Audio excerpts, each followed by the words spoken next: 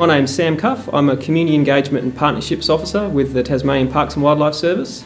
So I co-run a program called the Get Outside with Community, and that's run in collaboration with our non-government organisation partner Wildcare Incorporated.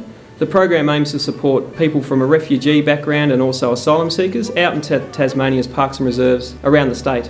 Over the last 4 years, we've run around 35 excursions all across Tasmania, with more than 400 people from culturally diverse backgrounds joining in these trips.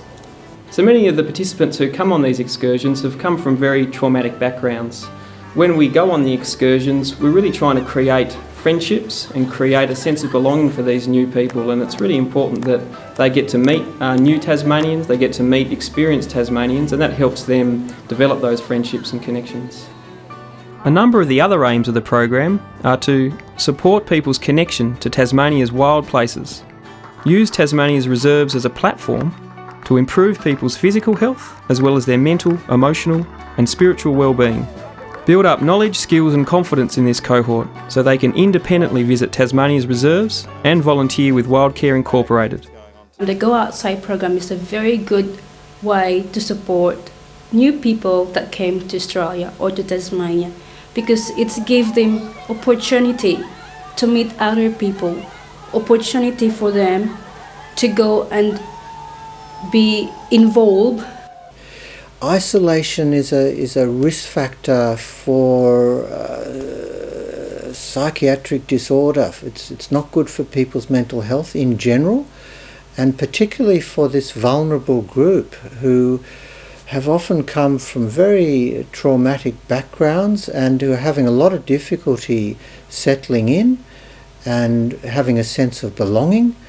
And it can be really good. It can get them out, less isolated. That's a good thing.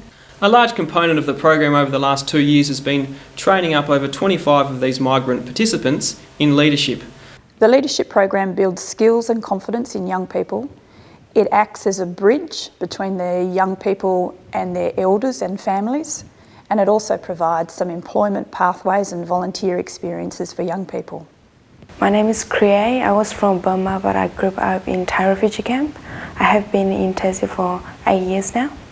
My name is Tika, and I live in Bhutanese refugee camp in Nepal, and I lived there for 22 years. In Korean refugee camp, I was 11. Sometimes I was scared. I have lots of responsibility for my family, and sometimes Thai people would come in and birth camp, so we have to hide from other ground of my house. I'm Muhammad. I was born in Afghanistan, and because our country was very dangerous, especially where I lived, where my parents and I lived, it was too dangerous, and we moved to Iran.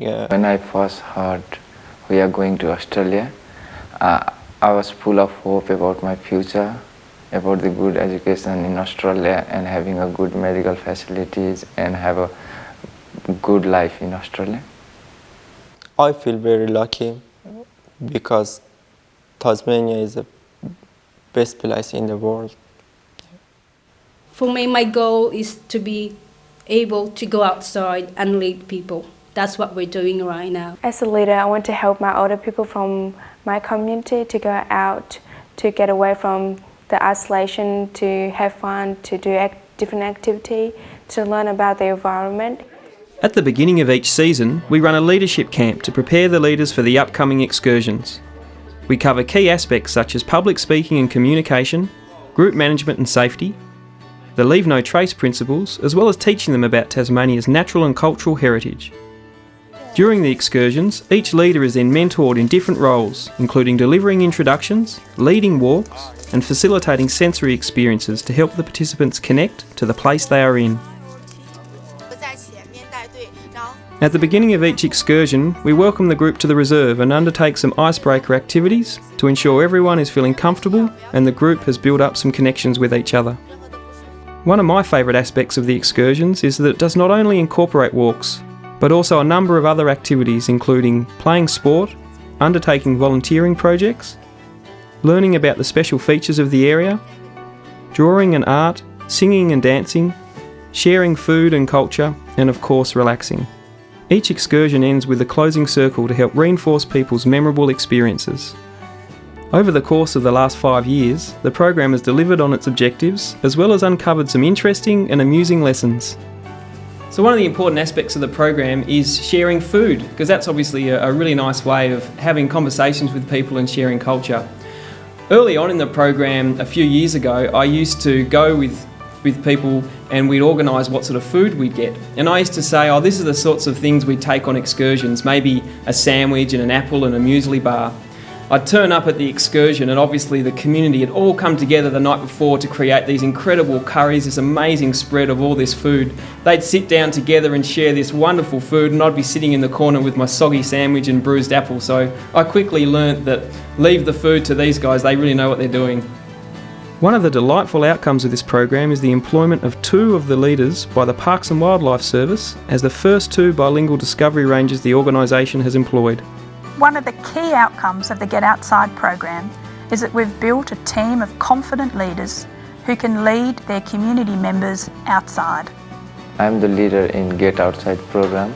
I will help my community by taking them out for bushwalk, just to visit the different places. As a leader, I feel proud of myself because some people may depress being lonely. If I took them in Get Outside program, they may feel a little bit hope in their life. My confidence changed a lot. Yeah, now I can say I'm a leader. I joined this program because I want to build my confidence, and I know how it feels to those new migrants came to this country. They feel like isolated. I would like them to get out in that place. I would like them to go outside, to explore Tasmania, and how Tasmania can give them life, can give them hope. The Get Outside program invites you to join us in exploring Tasmania's parks and reserves.